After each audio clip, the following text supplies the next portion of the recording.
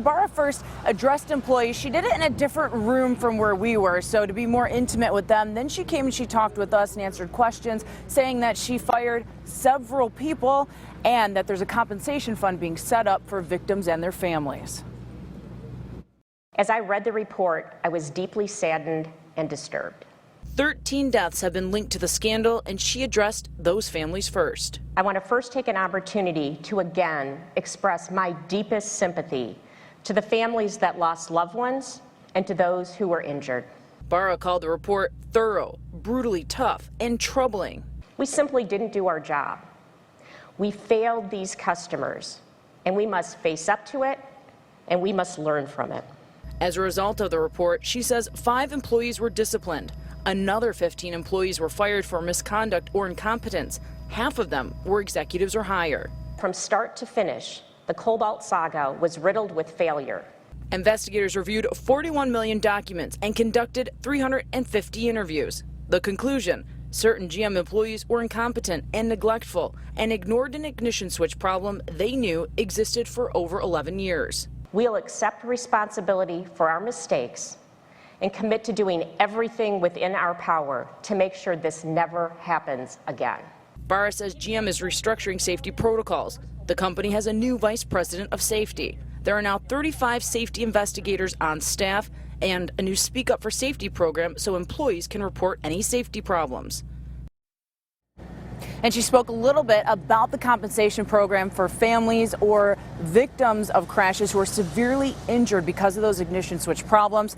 Never saying, though, yet a dollar amount that they would be compensated for, but that they could start submitting forms on August 1st. We're live for more, and Julie Bonovich, 7 Action News. All right, huge words today. Thank you so much, Julie.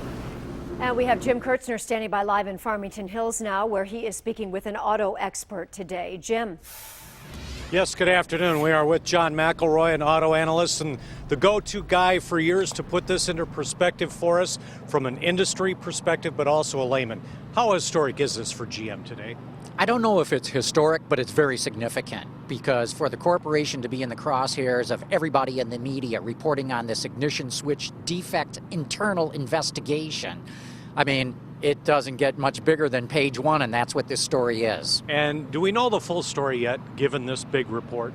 I don't think we do. GM did a masterful job today of saying that it's going to be very transparent and open, and they were pretty open in some regards, but there's still a lot of unanswered questions.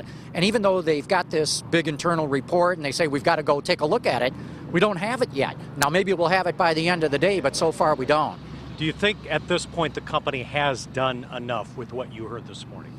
No, I don't think it's done enough. I mean, it's done a lot to tell us that it's putting procedures and policies in place. My concern for General Motors is that it's layering on yet more management, more reviews, more roundabout things. I'd like to see, and maybe they're doing this, but they haven't communicated that just yet, of really driving decision-making down to the very people who are doing these sort of things, instead of having people look over their shoulder to see if they did it right. Yeah, they talk a lot about their new procedures for safety, but how can you be in the auto industry, not know its history? General Motors had the side saddle gas tanks with the pickups. We all know about the Ford Pinto, all the other catastrophic car cases. How can you work in the industry and not be aware of that for 11 years? That's a great question. And, you know, we still don't know why this ignition switch defect was not fixed at the same time that GM was initiating other recalls. Why is it this one that fell through the cracks? Are there others? They say no, but we have to find that out just yet. And let me get your comment about the new CEO, Mary Barra. How did she do today compared to her testimony in front of Congress a couple months back? Well, you know, I've been saying all along her testimony in front of Congress was pathetic. That's the word I've been using. Today, she put in a command performance. Mary Barra really looked like a CEO in charge of a large corporation today. I think she did a pretty effective job, but as I said, we need to get more answers yet. John McElroy, thank you very much. We appreciate it. A lot to unfold today. We're all waiting to see this big report.